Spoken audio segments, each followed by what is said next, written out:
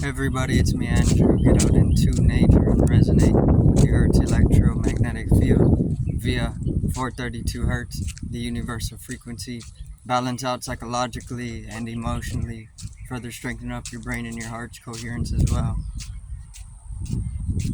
So today I'm going to go over peace being within the core, the heart chakra, tachyonic energy. Let's get into this. So, peace is found within oneself. This is absolute wisdom. This is what is given to people for no cost. Because without that peace at the core of the heart, you wouldn't even have a cost. The peace is silence, right? Peace comes with silence. This is also synonymous in meditativeness as well. Meditation is not a practice. This is not something that you can actually even do because there's no will in meditation. It's the exact other. It's completely other from having any will in meditation. See, Sanya will tell you it's not a practice. This is something that happens of itself. Meditativeness is a growth. You're just letting go because it's a wavelength. Wavelength has no personality to it unless you personify it. But it'd be like personifying the void or the abyss. So meditation doesn't actually, you can't practice meditation. This is something just happens. So peace is also synonymous with that meditativeness, meditation and peacefulness. Silence as well. Silence. You don't necessarily need silence for meditation, but they go hand in hand, right? Because you can meditate in a crowd or be meditative in a crowd, but then you start getting into finding the silence within the chaos, right? So finding the peace within the chaos, it's the same thing. Peace and silence are one. Stillness. The serpent is still. That's why it's got an edge on you, because it's all around you, which is why it's the Kundalini energy, the serpent energy. This is fundamental to our complex or our being, but it's absolute stillness, electromagnetic energy, consciousness, which is to be invested in. Invest in your own generation of consciousness rather than trivialities, any type of anything that is that you see as unprogressive or unessential or even triviality. Replace that with consciousness. Just be conscious. People don't like to do that. People don't like to make that investment because it's not the popular.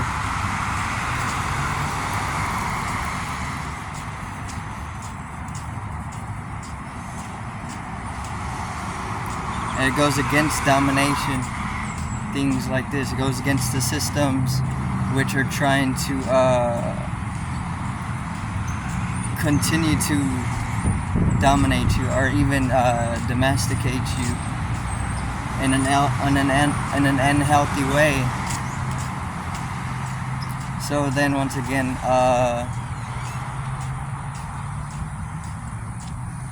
fall away from triviality. Just invest in consciousness. This is pricelessness. See, consciousness opens you up to everything that is and isn't.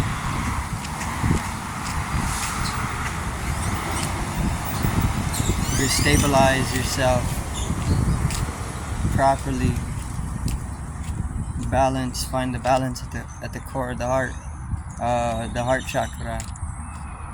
So you see the heart chakra symbol.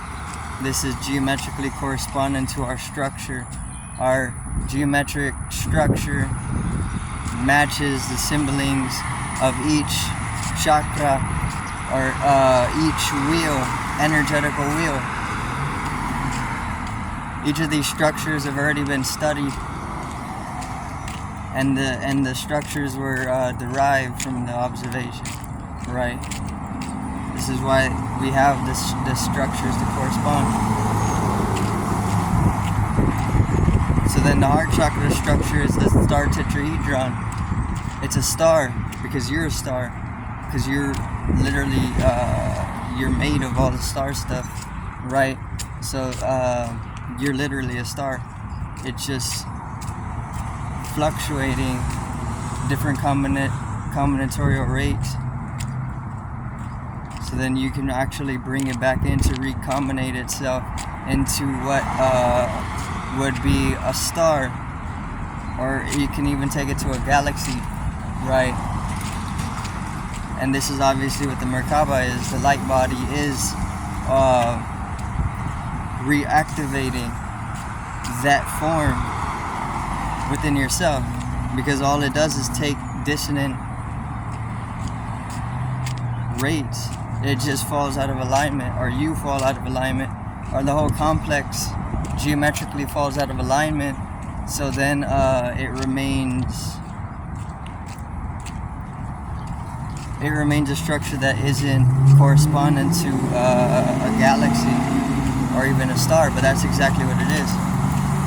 But that's found in the core, and the core, the heart, has that singularizing energy, or that energy of singularization, which is at the center of the Milky Way. You find that singularity at the heart, and you can actually open it up. This is why opening up the heart chakra is completely life-changing, or it changes the entire experience. This is whenever it'll actually make you hallucinate if you open the heart chakra enough, because everything changes around you instantly, because that's the singularity being tapped into. Let me see. The tachyonic energy is free energy, right? We're generating energy limitlessly, because this is the design of our complex. See, for the plane that we are existing on, or the multiple spectrum of planes that we're existing on, our generational design is fixed at a certain structure where it generates energy endlessly, and because it generates energy endlessly, we don't ever actually have to look towards paying for energy, because we already generate energy endlessly. This is free energy that we're generating. It's just that we're kept looking outside ourselves, and there's plethora of different systems to actually monetize on that energy, just like they've monetized electrical energy. It's the same thing. Electrical energy is the same energy that we're actually generating. Electromagnetic energy. See, we're supposed to be able to generate consciousness, which we are right now, but it's all fixed within various different technological networks, right? And there's plenty of monetization in that too, to be able to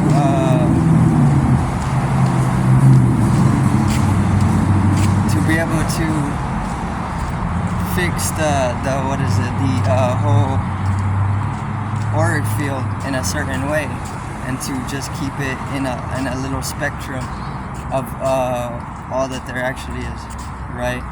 But tachyonic energy is pretty much just energy that's fluctuating beyond the speed of light. This is more synonymous with fourth dimensional experience, right? Science knows plenty about tachyonic energy, and what they say about it is that it's energy fluctuating beyond the speed of light, right? and then it has its correspondence to the quantum field. So it's energy that is fluctuating extremely fast, beyond light, which is important to know because we're supposed to be fluctuating at the speed of light third dimensionally, but we exist on multiple different dimensions. So we're vibrating or oscillating in multiple different rates, and we take up multiple different forms because we're oscillating at multiple different rates. And then obviously if you go into deep self-reflection and materialize some of the more lighter tones of the vibrational oscillations, you can actually go deeper with an integrated process to be able to exist on the other dimensional planes rather than just purely staying attached to a complex that is maybe centered in one dimension. But even so, you need center in one dimension because that's what one dimension is. It's center, it's a point. So centering yourself actually is a point within a circle, which is non-dimensional. Centrality is non-dimensional, which you need non-dimensionality because this is how the energy is limitlessly generated.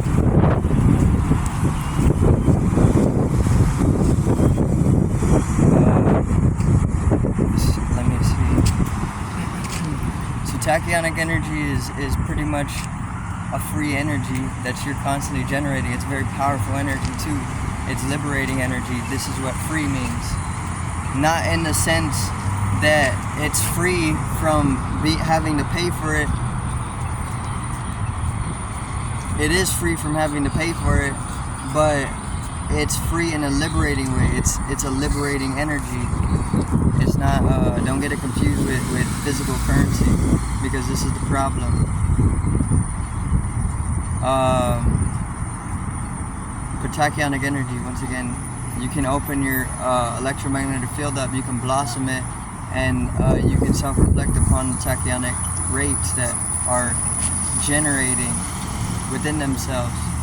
And then obviously you can utilize the energy field, that energy field itself, to be able to coexist in multiple different planes on a conscious level, rather than just leaving it unconscious, because if it's unconscious, then it's more within the areas of your ignorance, which is not a bad thing because there's ignorance to everything. But if there's possibility for integration, you invest in the integration, because that's what it does. That's what the whole system does. That's the awakening of the universe, or the universal awakening. Until we develop out ignorance from our system,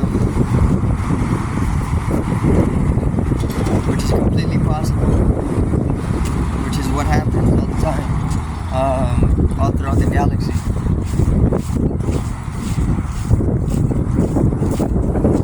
So generating, or being able to at least generate higher degrees of tachyonic fluctuation is the phenomenon that allows you to deepen your own self-peace as well, because the tachyonic energy is extremely liberating. What else is synonymous with liberation? Peace and unconditionalities.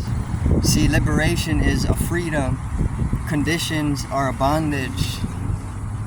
Anytime that you're dealing with unconditionality, you're dealing with, or you're in that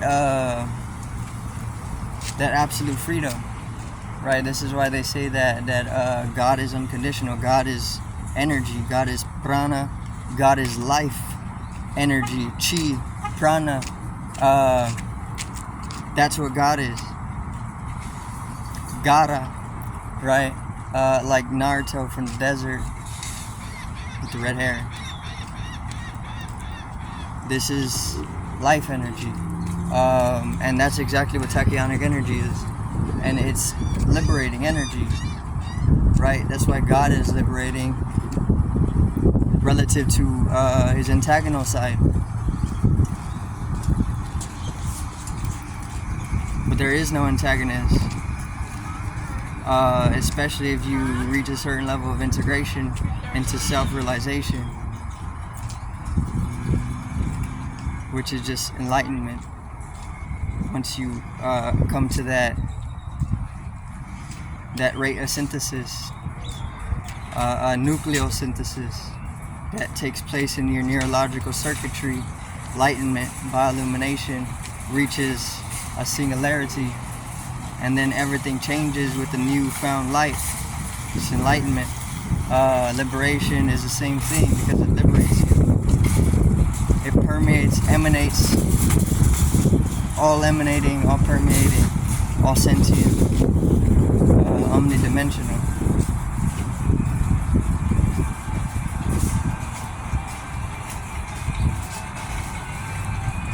So, let me see.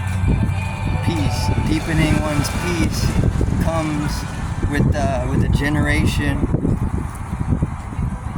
of life energy. See, once again, there are systems that bring down your own generation of life energy, and what you can do is you can actually get into whatever methods works best for you to be able to generate more of that life energy, and then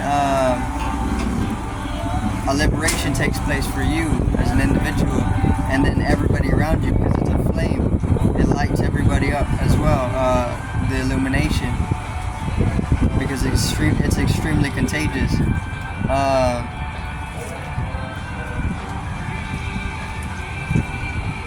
But peace, very, very deep peace comes with that process, right? Which is an inevitable process as well, because there's no ego in the process of self-realization or integrating into self-realization.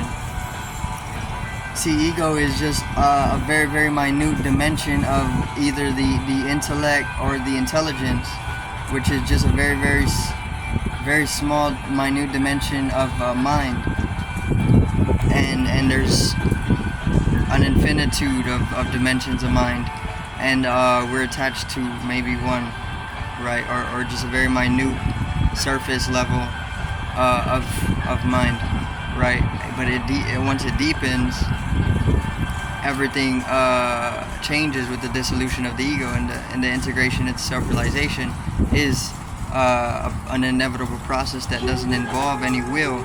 Even if the illusion of will is still there, you're still within other dimensions that you're unaware of that can be integrated with no cost. It's just you need to understand how to do it, right? Which takes it just takes your flow, right? Or it's just of a flow, because it's just one flow, right? The universal flow. But that's going to be it for today's video. I do thank everybody for watching. I want to give peace out, one love, and have a great evening, afternoon.